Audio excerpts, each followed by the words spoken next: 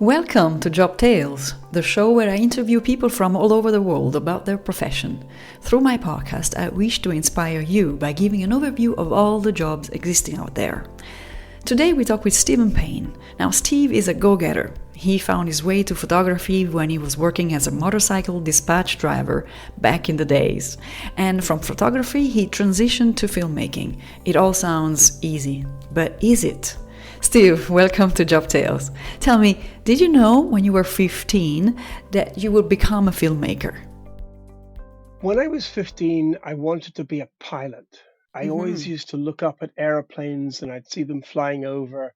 And even my mother said I used to look up at airplanes when I was like 6 years old, 7 years old. And it always seemed like a wonderful way of spending your time just flying through the air. But as I got older, I realized that there was a lot more paperwork involved, and paperwork is not my strong point. And so, even though I did apply to the Royal Air Force and British Airways, I decided to abandon that because I didn't like the idea of doing paperwork all my life. Okay. So you don't really like to write or the reports or preps and stuff like this, right? No. However, if That you would be if the you answer. if Yeah. you look at a filmmaker's job, there's a lot of that in this. There is, but it's different. It's like, I mean, you can get location releases and personal releases, but that's just one bit of paper that you can download and have people sign it. You're not actually writing documentation. You're writing the story, and it's like being a filmmaker, whether it's documentary or fictional or whatever, you're telling stories. And at some point, that is probably going to mean that you're going to have to sit down and stare at a blank screen Mm, and fill it up with words. And that right. doesn't come easily to me. It definitely. ah, this might not I see. fit, Yeah, no, but it's not for someone asked everyone. me. Someone asked me what it felt like, and I said it's a bit like being constipated, where you kind of just sit there and you're like, come on, something's gonna come out. And you're like, but It if you just sit there long enough, success. yes, okay. But then you have to be patient, right? Yes, you do. And you've got to be patient, but you also need to be impatient.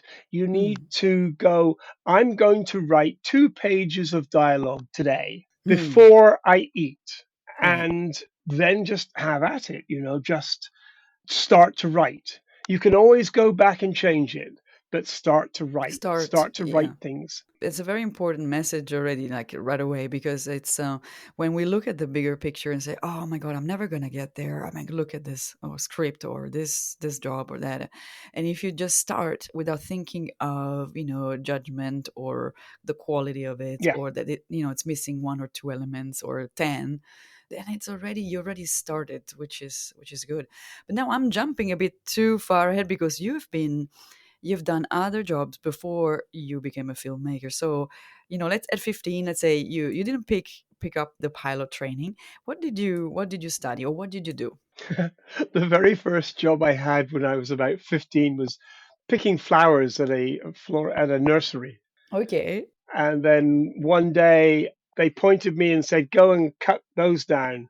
And I cut the wrong flowers down and I got fired. Oh, all right.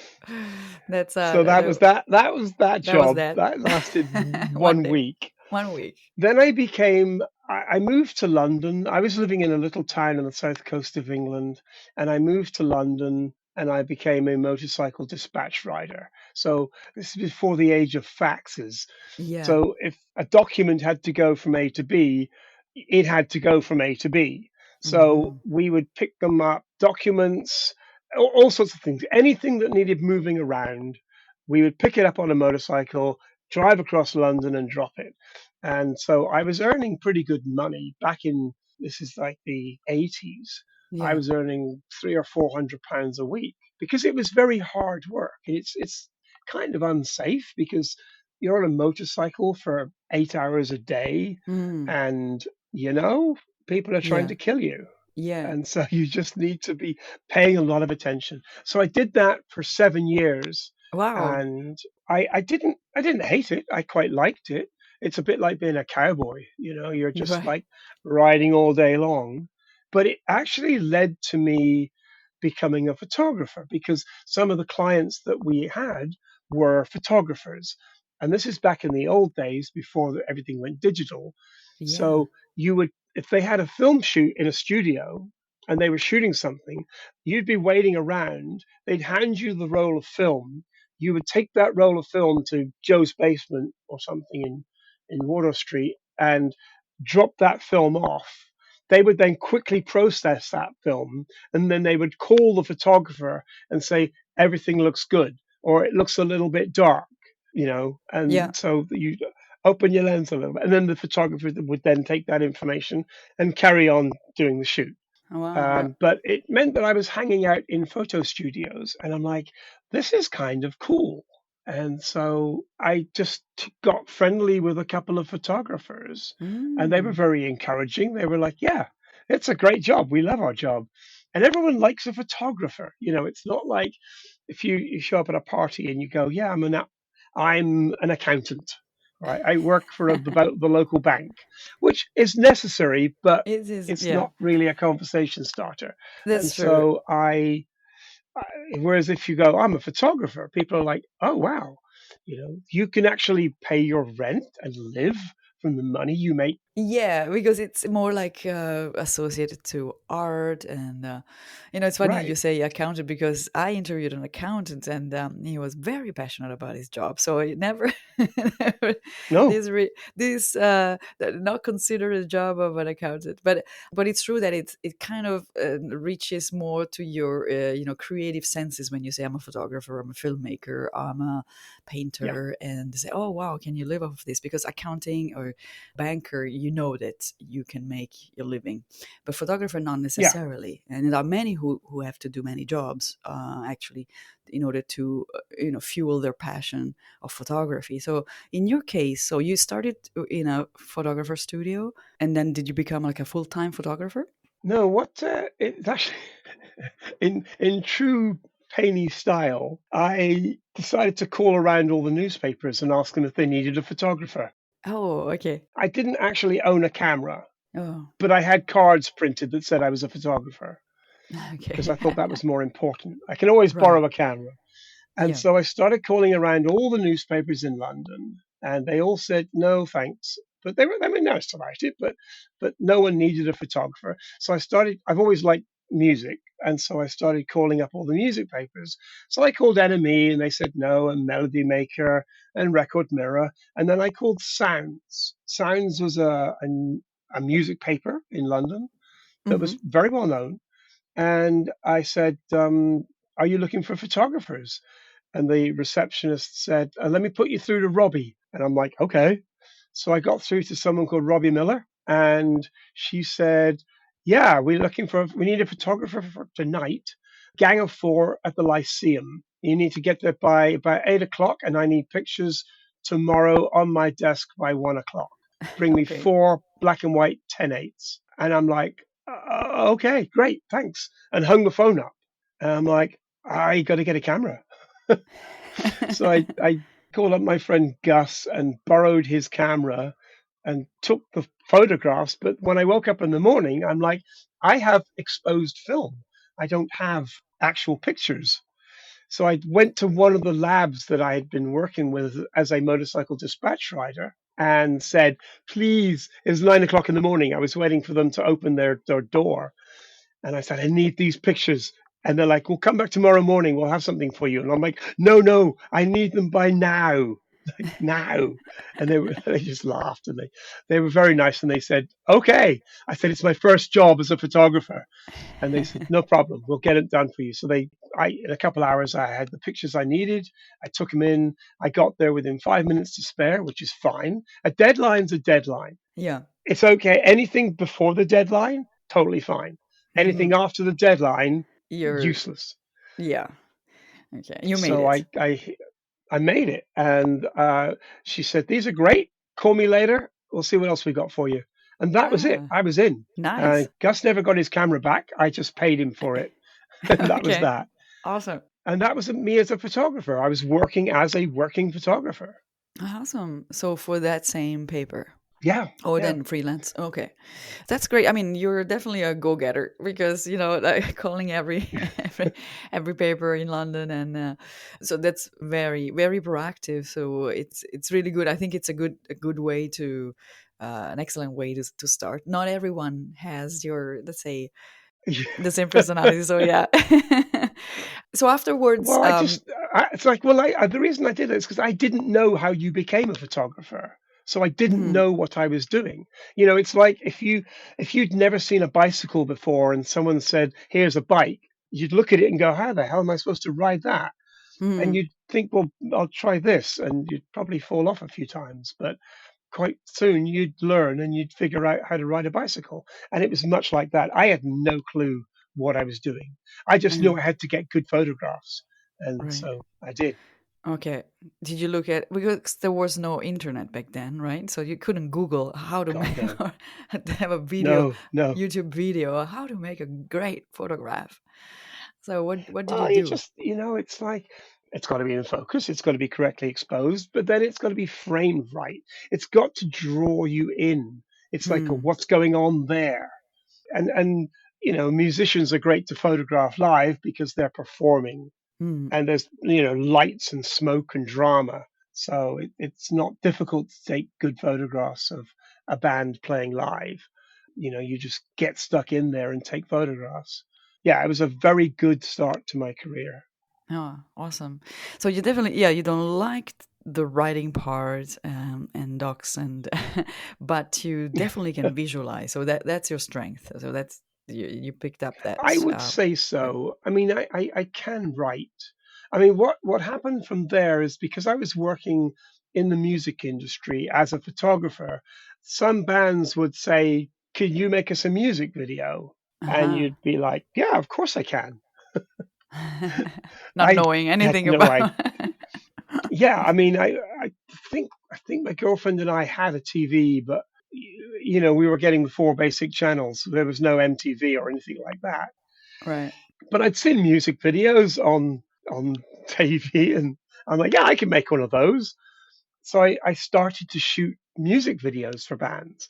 So all of a sudden, you're dealing with pictures, but they're moving pictures, and you are beginning to tell stories. Mm-hmm. It's like even if it's just a simple music video, you're still telling the story of the band. You're telling, it's like you're capturing the essence of their music, Mm. which is super good fun. And so that was me first picking up cameras that made moving pictures instead of took stills. And then I met someone who asked me if I had directed any live concerts. And funnily enough, I was friends with the band Stiff Little Fingers. And so I said, yeah, I had, because I just shot them live as a concert Mm-hmm. and for video. He said, well, I might have some work for you. And so I started directing live concerts. And again, you're telling the story of the concert.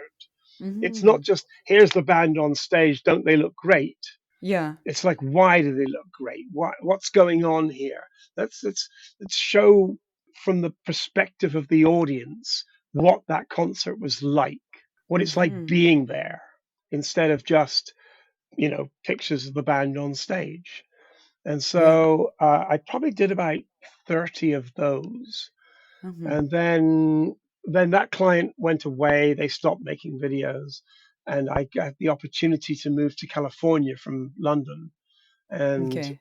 that seemed like a very, very good move to me. Because, Mm. hey, California, what's not to love? The land of, yeah. The land of filmmaking and Hollywood. Was it Yeah, Los Angeles? yeah. And that over there you did you do like feature length films or documentaries or still music related? Well, I was still working as a photographer, but I started getting jobs working as a camera operator, which sounds more glamorous than it usually is. Quite often, you're just stuck on a stand at the back of a ballroom shooting a person talking, giving a presentation at a hotel ballroom on a Right. long, long lens. So, but you've still got to be really good at your job, but it paid Hmm. pretty well. And I also worked for Herbalife as a camera operator. They had a studio, and I did work for CNN and ABC and the BBC and MTV, which is Hmm. another thing. But actually, getting back, I'm getting ahead of myself here. One of your previous interviewees, Paul Cockrell, he recruited me as a camera operator to run a tiny little studio that was probably like 10 or 15 meters by 10 or 15 meters. And we were just shooting host wraps, just the bits in between the TV shows for some cable channel. Okay. And it was 6 months worth of work, not paying very well, thanks, Paul. But I'm still friends with Paul. And one of the guys who was writing stuff for the show is still one of my best friends. And I'm working with, in fact, I just spoke to him an hour ago because we're now making the feature film together. So it's like, it's funny how you meet someone from like way back when, but you've always stayed in touch with them. You've always worked with Hmm. them doing stuff because if you, as you're working, you're meeting a lot of people. And in the film industry, you're meeting even more people. But Hmm. occasionally you'll meet someone that just stands out. And Yeah. Eric stood out as someone that I really liked as a friend. And he also wanted to be a filmmaker. So we started working together. And we are, as I said, still working together right now. But Hmm. working with Paul was great because I was running the studio. They were so low staffed that I was actually running two cameras. Oh yeah. The Wow. music would finish and I'd zoom in on one camera and then I'd step away from that camera to the other camera and I'd pan left or right depending on where the over the shoulder thing was. And I just, was like, come on, Paul, you got to pay me a bit more. I'm doing two cameras. And he's like, no, Yeah. there's nothing in the budget. So Right. that, That's where the but it producer comes worked. in. And that then, when that finished, a couple of months later, Paul got a job working with MTV and swung me across onto MTV. So we were shooting MTV Roadhouse and a bunch of stuff for MTV. And that was one of the most fun jobs I ever had because Right, you're yeah. working with really good people, different Yeah. musicians coming in every day, and you're shooting interviews, host wraps, fun stuff, just goofing around and getting paid for it out in Malibu. I mean, that Amazing. Yeah. doesn't get much better. Yeah, it doesn't get, yeah, can't get any better than this. So fast forwards, because now we're talking what, the 90s and 2000s, early 2000s, that you were in California. Yes. Okay. Because I'm wondering, like the scene has changed today, and I wonder, if there was someone who wanted to become a filmmaker or even a photographer for music, would they Pick up a have the camera. same pick up a camera? Okay. It's going to be different. In some ways, it's going to be a lot easier. I mean, in the olden days, when I first Yeah, started shooting makes videos you and feel. films, yes, it does make me feel old, but I don't care because I'm still as enthusiastic, if not more so now, because I can pick up a camera for $1,000 or €1,000 and shoot a feature film that could be Yeah, shown in a cinema, and the yeah, quality's there.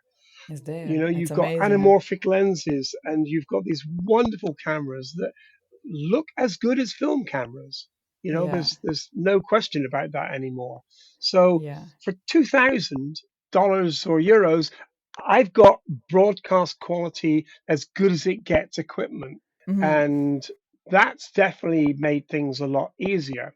Because back in the old days, you'd have to have an old film camera. You'd be yeah, paying for film to go through that camera.